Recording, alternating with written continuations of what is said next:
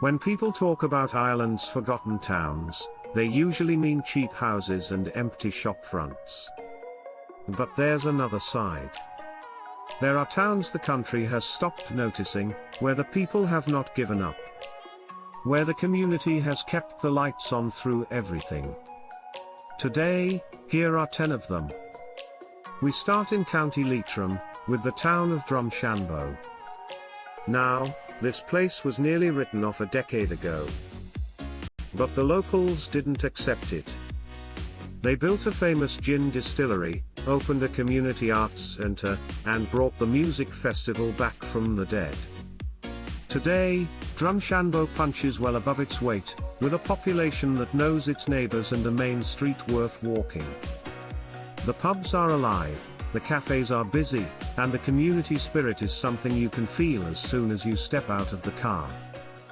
The lake at the edge of town is a place where people swim, walk dogs, and chat on the benches in the long summer evenings.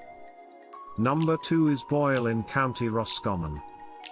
I mentioned it briefly in an earlier video, but it deserves a proper word here. Boyle has a remarkable community of people who refuse to let the town fade. They run the Boyle Arts Festival, they care for the Abbey Ruin, they organize everything from book clubs to swimming groups to community gardens. The young people who left have started to come back, drawn by remote work and the chance to raise children in a small place. The houses are still affordable. And the welcome to a new face is real and warm, the kind you remember. Number 3 is Castlerea in County Roscommon. A town that has had its hard knocks, no doubt. The closure of services, the slow loss of jobs. But the community has held. There's a strong GAA culture, a thriving rugby club, a folk park celebrating local history, and a sense that the town belongs to its people. The neighbours organise. The pubs host the same sing-song nights they have for 30 years. The river flows through the town, and the people fish in it as their grandfathers did. Number 4 takes us to Mountmellick in County Laois. An old Quaker town with a fine tradition of craft and self-reliance that has carried through to the present day. The local development association is one of the strongest in the country. They run community festivals, they organize tidy town projects, they keep the river walk in beautiful condition. New families have moved in, drawn by the affordable houses and the small town friendliness, and they've added their energy to what the locals had already built. Number 5 is Bantry in West Cork. Now, Bantry has its visitors, but step away from the harbour front and the town itself is held up by a deep local community. The Friday market is the social glue of the area. The local choir, the drama group, the literary festival, all bring people together. Older residents and newer arrivals mix without much friction, and there's a sense that the town is genuinely loved by those who live there. Number 6 is Clones in County Monaghan. A border town that has weathered more than most. Yet the people of Clones have never let go.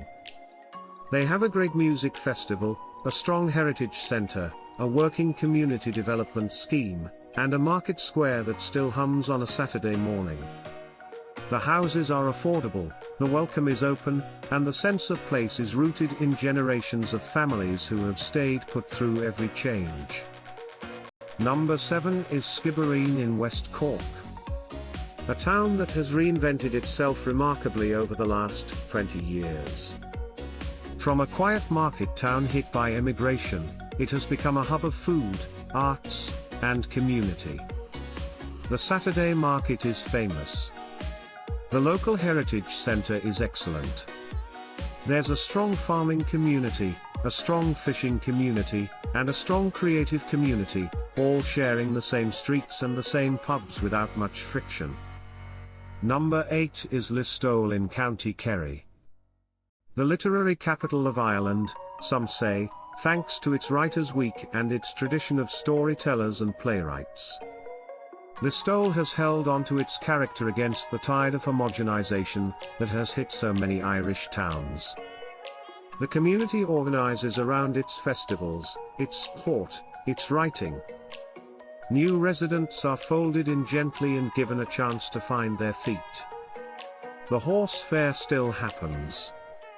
The pubs still have great chat, the kind you remember for years afterwards. Number 9 is Carrickmacross in County Monaghan.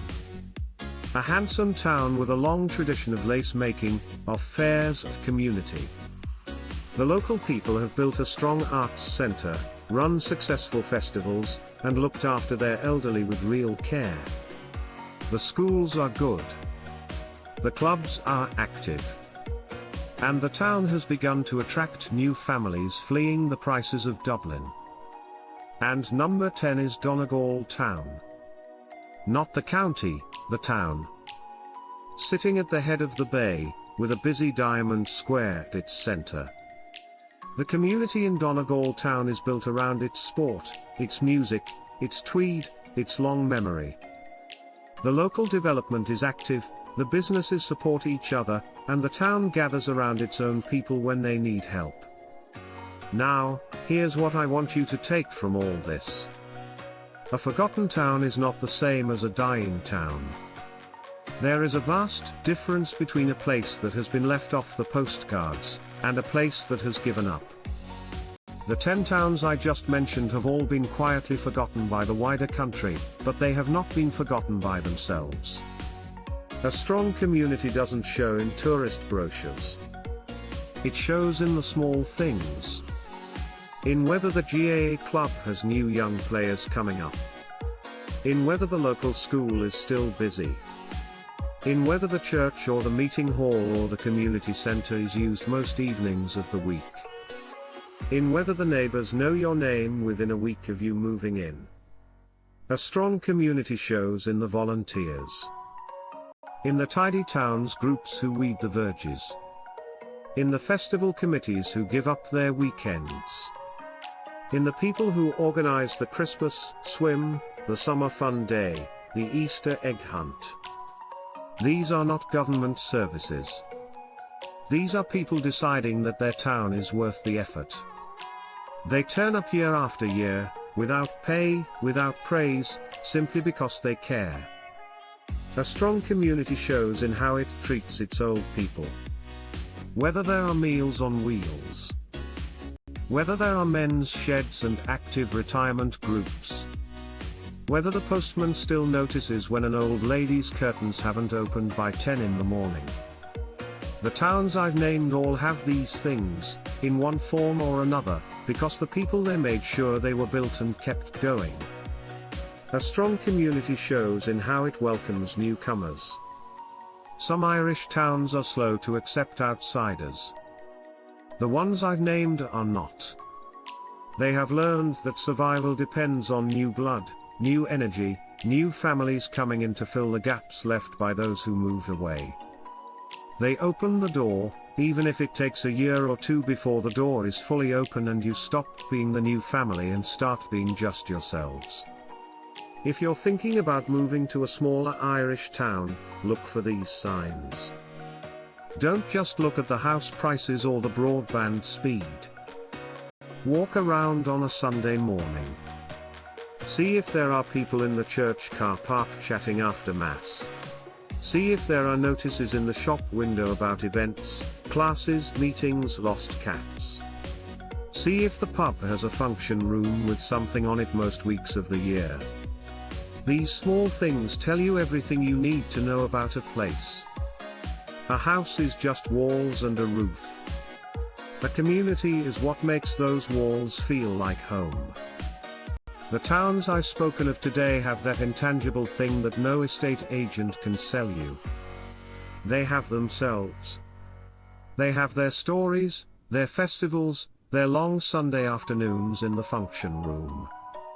And they have room for you, if you come with respect and a willingness to lend a hand when it's needed. Thanks for watching. Give the video a thumbs up if this brightened your evening, and tell me in the comments which of these towns you'd love to visit or live in. Subscribe for more honest looks at Irish life beyond the headlines and beyond the gloom.